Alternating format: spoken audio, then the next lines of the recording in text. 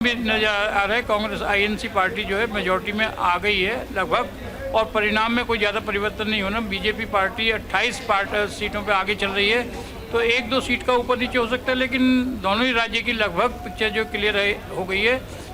Congress party का ये कहना कि बदलाव होगा, बदलाव हो सकता है, लेकिन कितना बदलाव होगा? अगर आप 36 से 50 पे तो नहीं आ जाएंगे, 46 पे तो नहीं आ जाए, एक दो सीट का दोनों तरफ बदलाव पॉसिबल हो सकता है। मोर और लेस दोनों राज्य के नतीजे ऑलमोस्ट क्लियर हो गए। बाकी अगले एक से 1.5 घंटे 3 बजे तक हमें पिक्चर बिल्कुल क्लियर हो जाएगी। हरियाणा में भारतीय जनता पार्टी आ रही है, जिसकी कि लोगों ने उम्मीद नहीं की थी, और अभी तक जो इलेक्शन से पहले के अनुमान थे उस पर कांग्रेस पार्टी को आउटराइट विक्टोरियस दिखाया जा रहा था। ठीक है राकेश जी, देखिए कुछ ऐसा नहीं नजर आ रहा है कि बच्चों का खेल चल रहा है। अगर जम्मू कश्मीर में सत्ता में आ रही हैं तो ईवीएम भी ठीक है, ईसीआई भी ठीक है, सब कुछ ठीक है। हरियाणा में अगर उलटफेर हो गया तो चीटिंग हो रही है भैया। ये तो उन्होंने ऐसा तो नहीं कहा, मुझे नहीं लगा, जहाँ तक मैं सुन पा रहा हूँ कि चीटिंग नहीं। वो कह रहे हैं कि स्लो अपडेट किया जा रहा है। उन्होंने ये आरोप नहीं लगाया कि आप कोई घोटाला कर रहे हो या कुछ। वो कह रहे हैं कि वे स्लो अपडेट। अगर अच्छा राकेश जी, अभी आपने सुना होगा रणजीत जी को, उन्होंने जुलाना सीट का जिक्र किया कि ईसीआई पर जो वेबसाइट पर अभी तक विनेश फोगाट को पीछे दिखाया जा रहा है, लेकिन हम तो साफ तौर पर देख पा रहे हैं कि विनेश फोगाट आगे चल रही है, वो भी 4000 के आंकड़े से। स्लो अपडेट का मतलब है कि पीछे का दिखाया जा रहा है, आगे जो करंट जो है वो अपडेट नहीं किया जा रहा है। ये कह रहे हैं या ये नहीं, हो उन्होंने सकता ये कहा है कि हमारा जो मॉनिटरिंग रूम है वहां पर विनेश फोगाट 4000 सीटों से आगे चल रही है, और ईसीआई ने अपडेट नहीं किया। लेकिन हम तो ईसीआई पे वही चीज देख पा रहे हैं ना।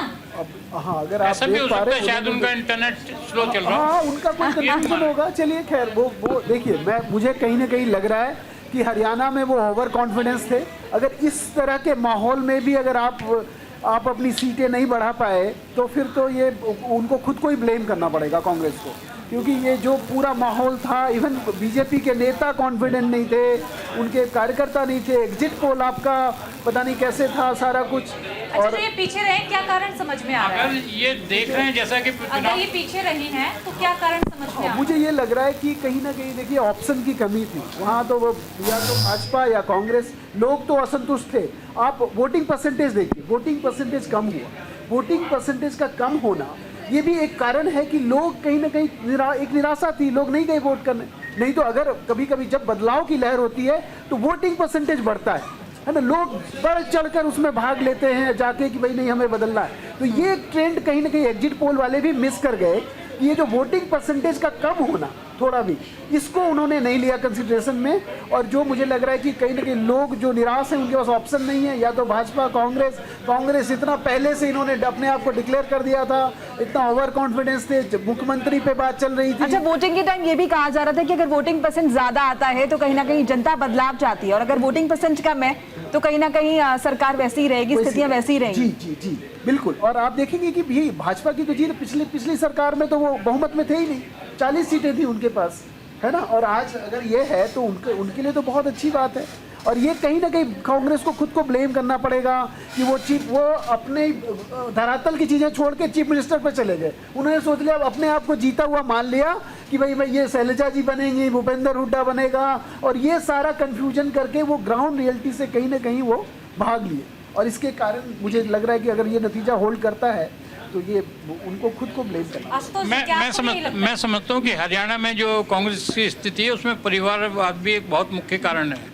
जहाँ तक देख रहे हैं कि हम हुड्डा जी अपने बेटे के प्रचार के लिए तो गए, लेकिन उन्होंने पार्टी का जो ओवरऑल प्रचार करना चाहिए था वो नहीं करा।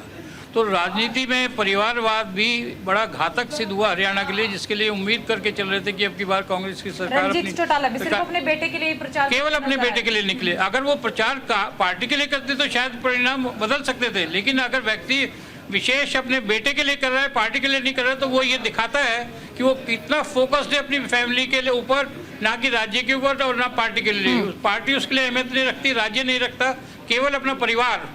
और परिवारवाद ही सबसे ज्यादा घातक है इस चुनाव के परिणाम के लिए।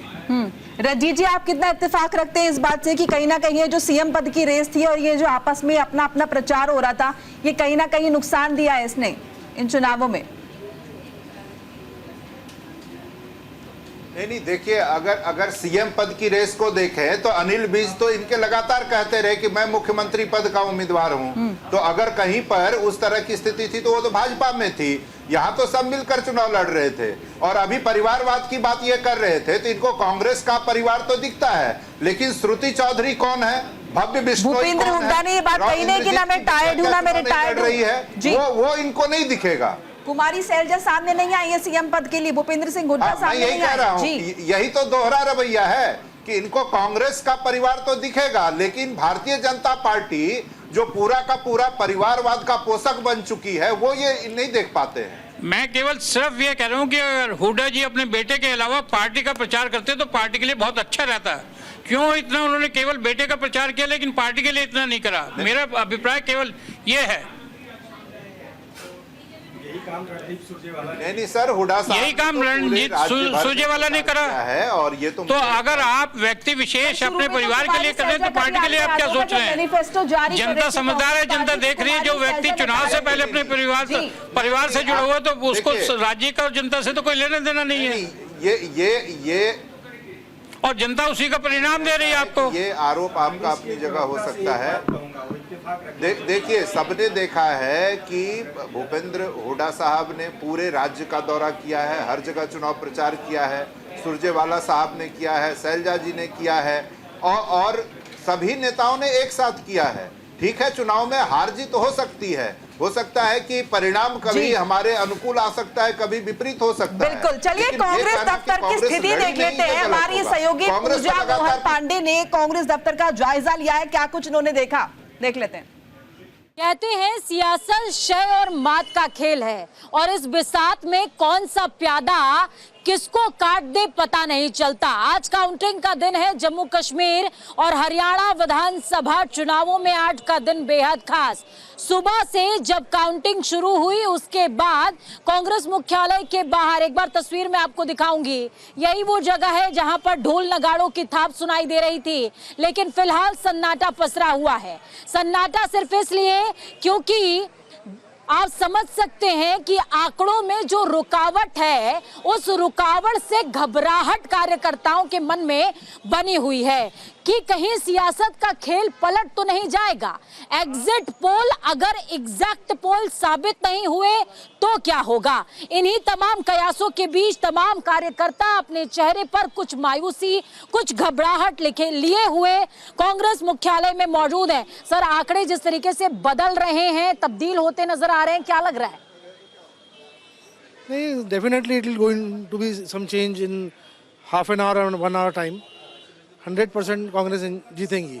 कांग्रेस जीतेगी, आपको क्या लग रहा है सर? इस बार कांग्रेस ने बहुत अच्छा किया है और हमको उम्मीद है कि कांग्रेस ही आएगी वहाँ पर। आपको क्या लग रहा है? बिल्कुल उम्मीद है पूरी कांग्रेस आएगी। पूरी कांग्रेस आएगी। कहीं हंग असेंबली के चांसेस तो नहीं लग रहे हैं? क्योंकि निर्दलीय इस बार बहुत तगड़े खड़े हैं और मजबूत खड़े हैं और खेल बिगाड़ सकते हैं। बिगाड़ तो हो सकता है अभी, मगर पूरा अभी बहुमत में है और अभी वक्त काफी है। लेकिन सुबह से आंकड़े बहुत बदल गए। जी, वो तो बदले हैं, लेकिन अभी टाइम है। नहीं, निश्चित कांग्रेस जीतेगी। कांग्रेस के ही गठबंधन की सरकार बनेगी पूर्ण बहुमत से। तो देखिए, यहाँ पर आखिरी ओवर के छक्के की बात भी कर रहे हैं। आखिरी ओवर है और 10 रन बनाना है, कोई बड़ी बात नहीं है। अब हमारी कांग्रेस 10 रन बना के निकल जाएगी। और अगर रह गया तो फिर ये जीत हार का खेल है। जनता जो फैसला करेगी सर आंखों पर। तो जनता जो फैसला करेगी वो सराखों पर। देखिए, इस बार जो है समीकरण बदले थे। लग रहा था कि जनता में नाराजगी है, पर अभी कई राउंड बाकी हैं। सियासत का ऊंट किस करवट बैठ जाएगा अभी भी कुछ निर्धारित नहीं। कार्यकर्ताओं के मन में घबराहट और उम्मीद दोनों ही जज्बे जिंदा खड़े नजर आ रहे हैं। वो कह रहे हैं जीत तो जाएंगे, पूरी उम्मीद है, मेहनत भी करी थी और जिस तरीके का समीकरण और नाराजगी जनता की थी वो हमारे पक्ष में जाती नजर आ रही थी। लेकिन आंकड़े अभी रुके हुए हैं और ये रुके हुए आंकड़े कब आगे बढ़ जाएंगे कि गाड़ी अगला स्टेशन पकड़ेगी और कब तक गंतव्य में आएगी, ये देखने वाली बात होगी। कैमरा पर्सन कृष्णदेव के साथ मैं पूजा मोहन पांडे, कांग्रेस मुख्यालय। तो देखिए जिस तरीके से हरियाणा में रुझान बदले, ऐसे में बीजेपी मुख्यालय में भव्य जश्न की तैयारी। शाम 6 बजे पार्टी ऑफिस जा सकते हैं PM Narendra Modi. BJP office में पीएम मोदी का संबोधन संभव माना जा रहा है। जश्न की तैयारियां जो है वो बीजेपी मुख्यालय पर शुरू हो चुकी है। शाम 6 बजे पार्टी ऑफिस जा सकते हैं पीएम नरेंद्र मोदी, जहां पर उनका संबोधन भी हो सकता है। तो देखिए एक बार फिर से चर्चा की शुरुआत करते हैं। हमारे साथ बीजेपी की तरफ से ऋषभ तिवारी जुड़ चुके हैं। ऋषभ जी, कांग्रेस का कहना है कि बीजेपी परिवारवाद का मुद्दा उठा देती है, तमाम मुद्दे बीजेपी की तरफ से उठाए जाते हैं, लेकिन वो एक बार अपनी पार्टी में झांक कर नहीं देखते। उन्होंने भी तो किरण चौधरी की बेटी श्रुति चौधरी को उतारा है, वो भी तो परिवारवाद ही है।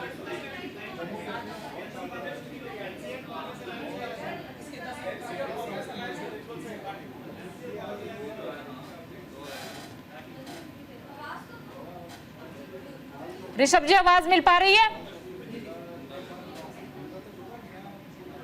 ठीक है, ऋषभ जी को आवाज नहीं मिल पा रही है, तब तक मेरी आवाज आ रही है मैम?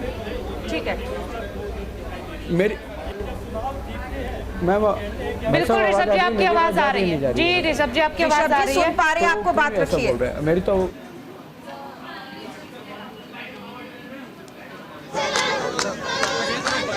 ठीक है, ऋषभ जी को आवाज नहीं मिल पा रही, तब तक आप ये तस्वीरें देखिए। जश्न की ये तस्वीरें दिखा रही हैं किस तरीके से जश्न की जो तैयारियां हैं वो देखने को मिल रही हैं। जम्मू कश्मीर से ये तस्वीरें लगातार आ रही हैं।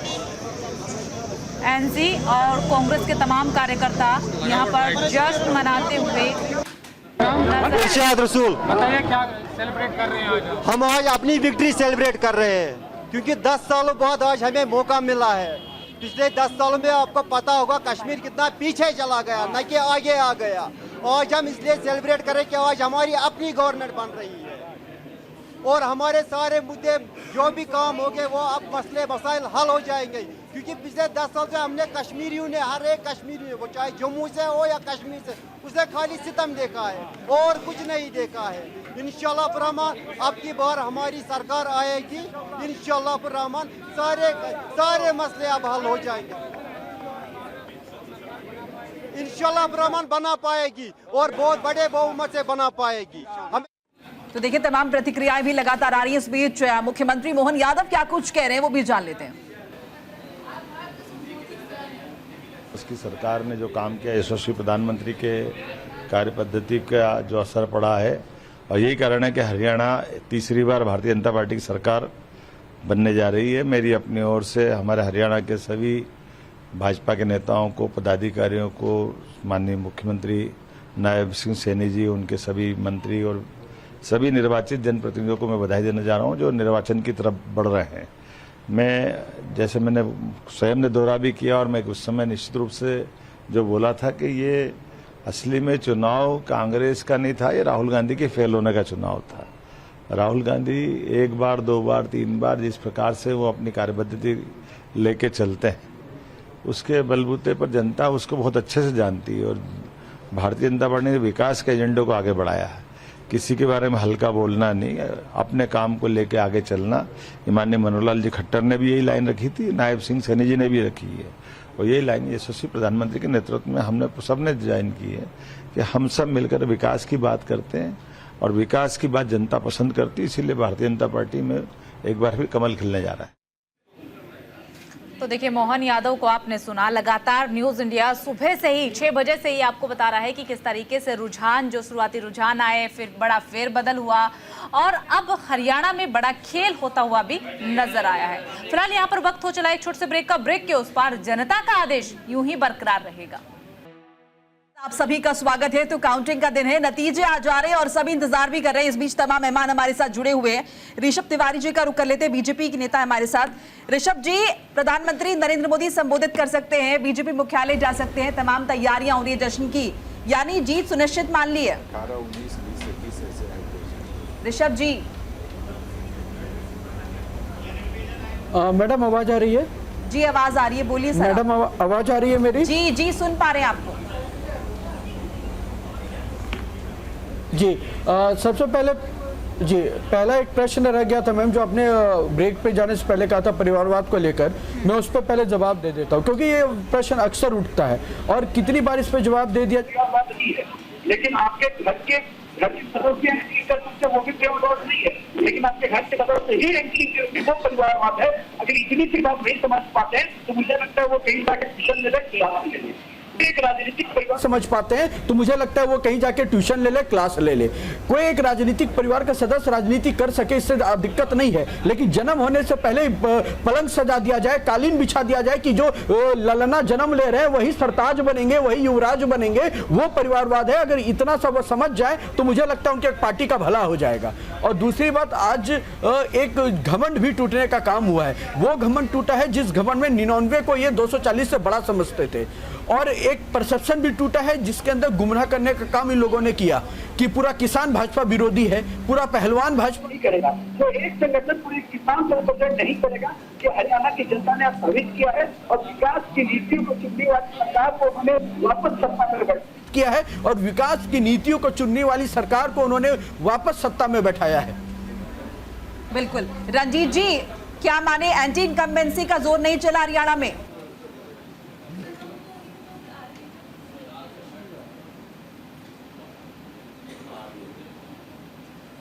रंजीत जी, आवाज मिल रही है आपको मेरी? चलिए निपुण जी का रुख कर लेते हैं। निपुण जी, एंटी इनकम्बेंसी जिसके लगातार हम बात कर रहे थे हरियाणा में भारतीय जनता पार्टी के लिए, लेकिन अब जिस तरह के ये आंकड़े सामने आ रहे हैं, ऐसा लगता नहीं कि एंटी इनकम्बेंसी है। ये तो प्रो दिख रहा है मेरे को, ये एंटी नहीं बल्कि प्रो हो गया है। अच्छा, मुझे जो लगता है कि मूल मुद्दा क्या रहा, मूल मुद्दा ये रहा कि कांग्रेस ने एक समुदाय को फोकस करके अपनी चुनाव की पूरी कैंपेनिंग तैयार की, और पूरा फोकस क्या था कि जाट बिरादरी को हम क्या करेंगे, फोकस करेंगे, किसानों का मुद्दा उठाएंगे, विनेश फोगाट को उठाएंगे। लेकिन जैसे मैंने कहा कि हरियाणा की अगर राजनीति को आप देखें तो वहाँ पर अगर पहलवानी की बात करें, किसानी की बात करें, तो केवल एक जाति नहीं, सभी समुदाय, तो वह पार्टी पावर में रहेगी जो सबका साथ सबका विकास लेके चलेगी। तस्वीरें दिखा देते हैं दर्शकों को। जो ये तस्वीरें हैं वो हरियाणा के अंबाला से सामने आ रही है, जहां पर बीजेपी के तमाम कार्यकर्ता जीत का जश्न मनाते हुए नजर आ रहे हैं, ढोल नगाड़ों की थाप पर थिरक रहे हैं, क्योंकि बीजेपी काफी आगे चल रही है अंबाला में, जिसका जश्न ये मनाया जा रहा है। और सुबह सुबह निपुण जी, अगर आपने भी देखा हो, अनिल विज का एक अलग ही अंदाज देखने को मिला था। हो गए थे 1200 वोटों से, आप देखेंगे पीछे हो गए थे, और एक बहुत बड़ा चेहरा है हरियाणा का। आप देखिए, गृह मंत्री रहे हैं, कानून व्यवस्था को लेकर बड़ा नाम, और बीच में कई बार कुछ बयान भी उनके थोड़े से वायरल भी हुए थे, और वाकई में कदावर नेता हैं। आप देख रहे होंगे उनको सीएम के रूप में भी कि मैं सीएम बनना चाहता हूँ, इस बात उन्होंने कई बार बोली भी है। तो निश्चित रूप से अंबाला कैंट से उनकी विजय जो है, और देखते हैं कितने अंतर से होगी, ये कुछ काफ़ी हद तक क्या करेगी, निर्णय करेगी। मैं जो बात बोल रहा था अपनी पुराने वाली बात, मैं ये मानूंगा, देखिए हरियाणा की अगर आप राजनीति को फोकस करें तो हरियाणा की राजनीति में किसान और खेल, ये दो बहुत बड़े मुद्दे मायने करते ही करते हैं। लेकिन साथ में हरियाणा के लोग बहुत राष्ट्रवादी बहुत हैं, नेशनलिस्ट बहुत हैं, और आप देखेंगे जब भी नेशनलिज्म की हवा चलती है, चाहे वो 2014 याद हो, चाहे 2019 याद हो, या आप 2024 की बात कर रहे हैं, आप कभी भी देखेंगे वहाँ पर उस हवा में क्या होता है, हरियाणा की जनता वोट करती है। और अर्बन एरिया, रूरल एरिया, इन दोनों की पॉलिटिक्स अलग है। मुझे लगता है कि कांग्रेस का इस पराजय का जो कारण है, आप देखिए तीसरी बार भी अगर कांग्रेस सत्ता में वापसी नहीं कर पा रही है, जो भी आपने कहा एंटी होने के बाद भी प्रो बल्कि हो जा रहा है, तो ये कांग्रेस के लिए विचारणीय मुद्दा है। और मैं एक बात लास्ट बोलूँगा, देखिए जो नेतृत्व होता है ना, वो ब्रेन होता है किसी भी संगठन का, लेकिन वो ब्रेन ही क्या है, आपस में टूटा हुआ दिखे। तीन वहाँ पर मुख्यमंत्री के दावेदार जो पब्लिक के लिए आके बोल रहे हैं, चाहे रणदीप सुरजेवाला हो, चाहे हुड्डा जी हो, चाहे कुमारी सैलजा हो, और इनके आपस में क्या टकराव रही। अभी आशुतोष जी ने कहा कि वो अपने बच्चों के चुनाव प्रचार के लिए तो गए, लेकिन पब्लिक रैली में नहीं गए। अभी कांग्रेस के प्रवक्ता बोल रहे थे नहीं, वो सब जगह गए। देखिए साहब, सिंपल सी बात है, आप जो दावा कर रहे हैं पब्लिक उसको समझ पा रही है, नहीं समझ पा रही। पॉलिटिक्स केवल इसी बात पर चलती है। आप कहते नहीं प्रचार कर रहे हैं, कर रहे वो कर रहे हैं, जो जनता को दिख रहा है जनता उस पर बात करेगी। जनता को दिख रहा है कि तीनों के बीच में क्या था, टकराव था। राहुल गांधी आए, आगे कहा कि मैं तुम्हारा क्या समझौता कराऊंगा, साथ लेके चलूंगा, लेकिन वो जलेबी मुझे जाके चले गए। समझौता टिका नहीं, सिर्फ एक ही दिन एक मंच पर भूपेंद्र सिंह हुड्डा और कुमारी सैलजा एक साथ नजर तो आए, लेकिन उसके बाद फिर कुमारी सैलजा प्रचार से दूरी बनाती हुई भी नजर आई और सोनिया गांधी से भी मुलाकात की। वहीं इस बीच एक बड़ी अपडेट मिल रही है, रुझानों में बढ़त के बाद बीजेपी में जश्न का माहौल, बीजेपी कार्यकर्ताओं में भारी उत्साह देखने को मिल रहा है, खुशी से झूम रहे हैं बीजेपी के तमाम कार्यकर्ता। तो देखिए यहाँ पर तस्वीरें भी हमने दिखाई, अंबाला से जो तस्वीरें सामने आई, जम्मू कश्मीर में जहां एनसी और कांग्रेस के तमाम कार्यकर्ता खुशी मना रहे हैं, तो वहीं हरियाणा में बीजेपी में जश्न का माहौल देख रहा है। जिस तरीके से रुझानों में बढ़त देखने को मिल रही है। कांग्रेस के प्रवक्ता हमारे साथ जुड़े हुए रणजीत जी, क्या माना जाए जिस तरीके से रणदीप सुरजेवाला ने अपने बेटे के लिए सिर्फ प्रचार किया, कैथल में ही घूमते रह गए और कुमारी सैलजा का जिक्र करे उसको नजरअंदाज कर दिया आलाकमान ने। आलाकमान की तरफ से जैसे ही नजरअंदाज किया गया तो प्रचार में नहीं उतरी, मैनिफेस्टो जारी किया, उस वक्त वो वहां पर नजर नहीं आई। एक दिन राहुल गांधी जब हरियाणा में रैली करने पहुंचते हैं तो एक मंच पर एक दिन तो नजर आए, फिर प्रचार से गायब हो गई। इसी का खामियाजा तो नहीं भुगतना पड़ रहा कांग्रेस को? नहीं, देखिए कुमारी सैलजा जी ने भी पूरा चुनाव प्रचार किया है, रणदीप सुरजेवाला जी भी लगातार लगे रहे, हुड्डा साहब हर जगह गए ही हैं, उदय भान जी गए हैं, तो ऐसा नहीं है। नहीं रणजीत जी, आप सवाल को समझिए पहले। नहीं, आप सवाल समझिए नहीं, मैंने ये नहीं कहा कि उन्होंने प्रचार नहीं किया, जरूर किया। रणदीप सुरजेवाला जी प्रचार करते जरूर नजर आए, लेकिन सिर्फ कैथल में, उसके अलावा कहीं पर नजर नहीं आए। एक जगह बता दीजिए जहां पर गए हो। नहीं, कैथल के अलावा भी कई जगह उन्होंने प्रचार किया है। देखिए एक बात समझिए, अनिल विज तो पहले भी और आज भी आके कहते हैं कि मैं मुख्यमंत्री का उम्मीदवार हूं।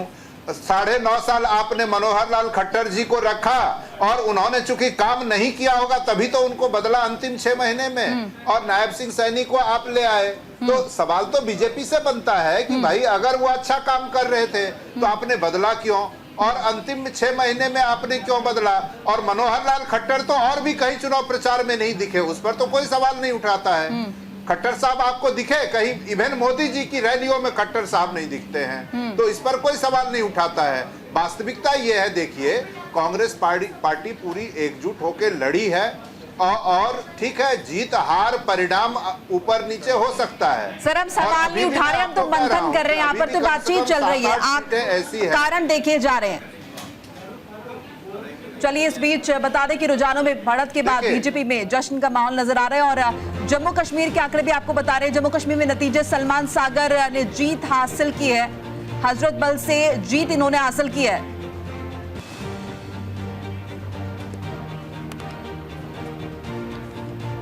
आशुतोष जी भी हमारे साथ लगातार बने हुए हैं, आशुतोष जी का भी रुख कर लेते हैं, लेकिन इस बीच एक ब्रेक यहाँ पर लेना होगा। ब्रेक के बाद फौरन हाजिर हो रहे हैं, कहीं मत जाइए।